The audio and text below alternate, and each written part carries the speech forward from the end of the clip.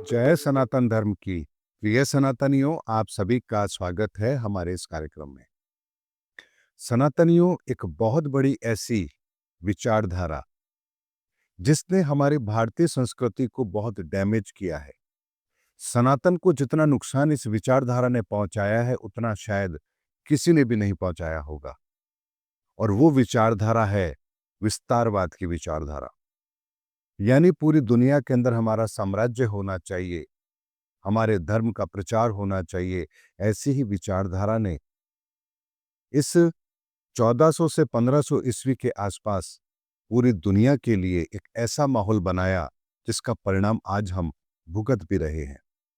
इसीलिए आज के वीडियो में मैं आपके सामने वो सच्चाई रख रहा हूं जिससे आपको ये पता लगेगा कि अगर हम इंसान इस धरती पर कुछ गलत करने का प्रयास करते हैं तो उससे पहले ही ईश्वर उस व्यवस्थाओं को बेहतर करने की शुरुआत उससे पहले ही कर देते हैं। बात करते हैं गुरु नानक देव की।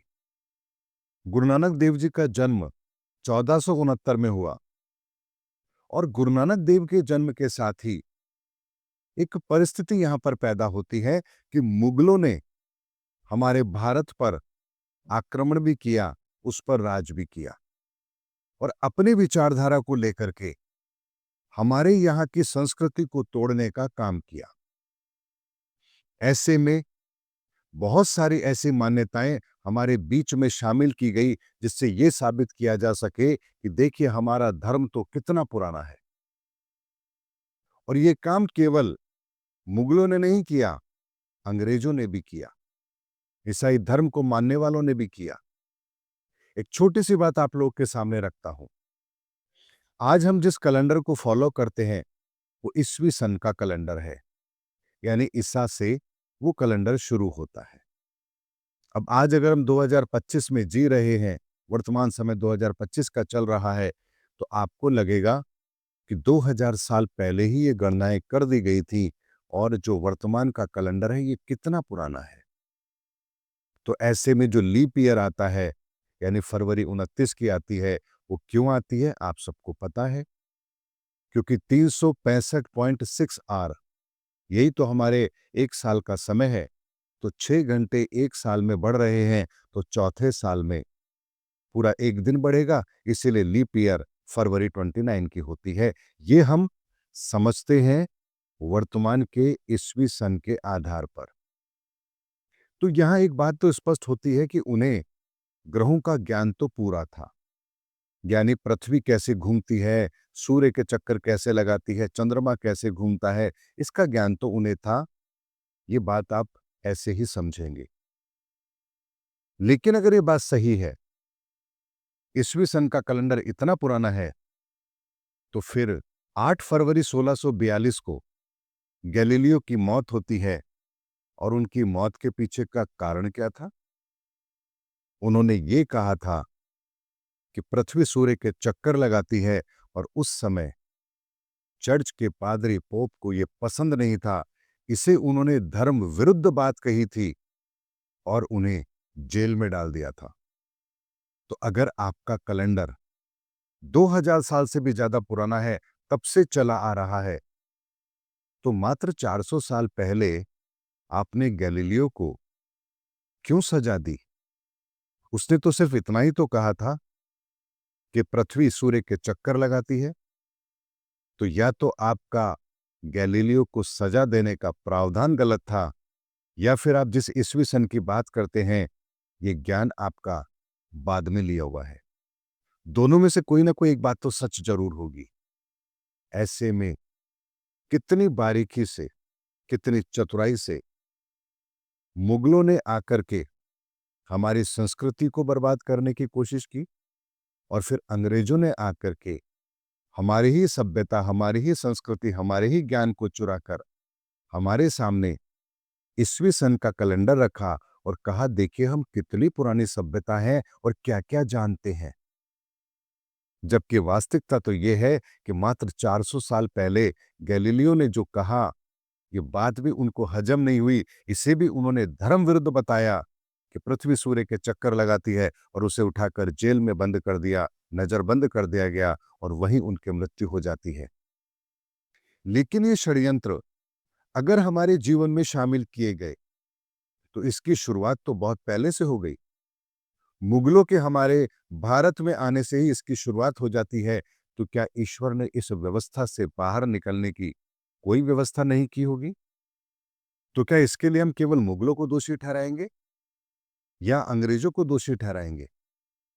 क्योंकि वो आए, उन्होंने हमारी सभ्यता को समझा, हमारे यहाँ के ज्ञान को चुराया, नए तरीके से हमारे सामने प्रेजेंट किया और आखिरकार देखिए हम तो ईस्वी सन फॉलो करते हैं और इतने सालों से फॉलो करते हैं और हमने मान भी लिया। क्योंकि हमारे पास कोई पैमाना ही नहीं था ये समझने का कि जो वो कह रहे हैं वो गलत है, क्योंकि उनकी कही हुई बात हमारी बात से प्रमाणित भी होती है, क्योंकि हमारा विक्रम संवत भी कुछ इसी तरह से चलता है। ऐसे में हमारे धार्मिक शास्त्र ग्रंथों के अंदर मिलावट करने का एक काम यहाँ पर शुरू हुआ और उसके लिए हमारे ही विद्वानों को खरीदा गया, उन्हें विवश किया गया। कुछ लोग पैसों में बिके, कुछ लोग डर की वजह से बिके और कुछ लोग थे जो ना पैसों में बिके, ना डर से बिके। तो वो कैसे बिके? वो बिके वासना में। यानी मुगलों के अंदर भी तवायफ का कॉन्सेप्ट होता है और ईसाइयों में भी वैश्याओं का कॉन्सेप्ट होता है और हमारे हिंदू रीति रिवाजों की अगर मैं बात करूं, हिंदू संस्कृति की बात करूं, तो हमारे यहाँ अप्सराओं का कॉन्सेप्ट है। तो विश्वामित्र जी की परीक्षा को भंग करने के लिए अप्सराओं को भेजा गया। इसी तरह से मुगलों ने तवायफों का सहारा लिया और अंग्रेजों ने वैश्याओं का सहारा लिया और जो लोग पैसों से नहीं बिके, ताकत से नहीं बिके, उन्हें वासना से खरीदा गया। और ये इतना घृणित कार्य था समाज के लिए कि किसी धर्म संस्कृति को बर्बाद करने के लिए आप किसी भी स्तर पर जाकर उनके रीति रिवाजों में, उनके धार्मिक चीजों के अंदर इतनी मिलावट कर दें कि वो आगे जाकर के पूरी तरह से दूषित हो जाए, ये कोई छोटा षड्यंत्र नहीं था। और इसीलिए ऐसे लोगों के लिए ही उस समय पर एक कहावत बनी कि चुल्लू भर पानी में डूब मरो। क्या कोई आदमी एक चुल्लू भर पानी में डूबकर मर सकता है?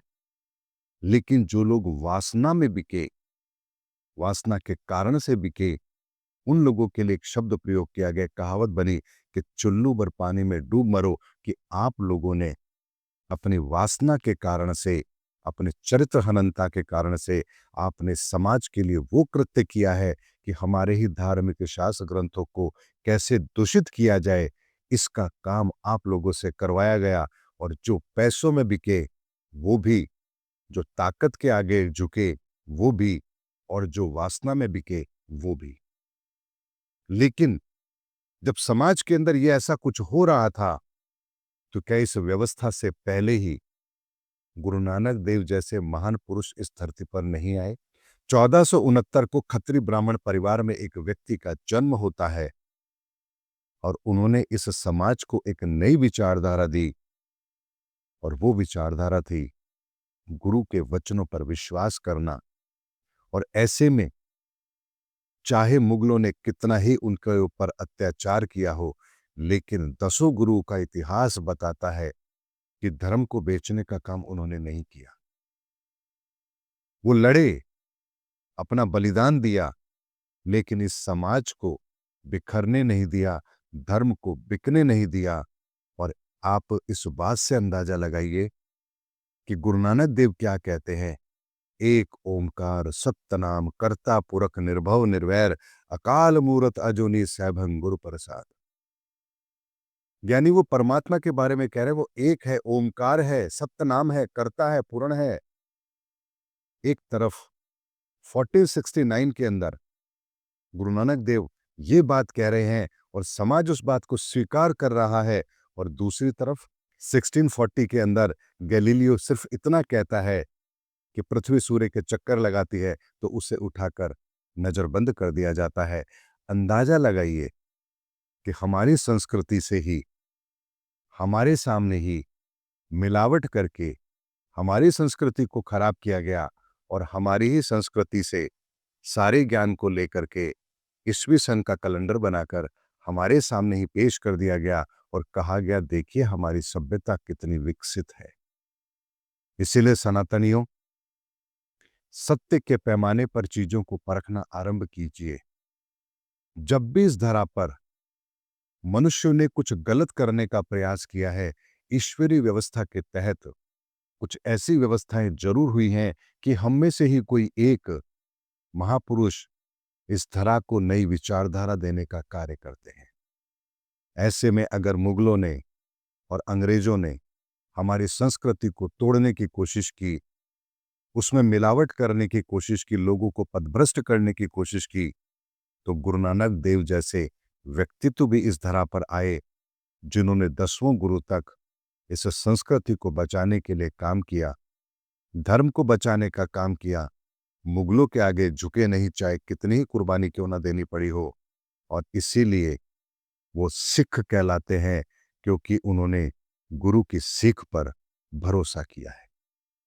लेकिन हालात देखिए, आज उसी महान परंपरा से निकले हुए लोग, खालिस्तान समर्थक लोग आज धर्म विरुद्ध आचरण कर रहे हैं, और कोई भी उन्हें समझाने को तैयार नहीं है कि वो किस महान विचारधारा के अनुयायी हैं और वो आज वर्तमान में कर क्या रहे हैं।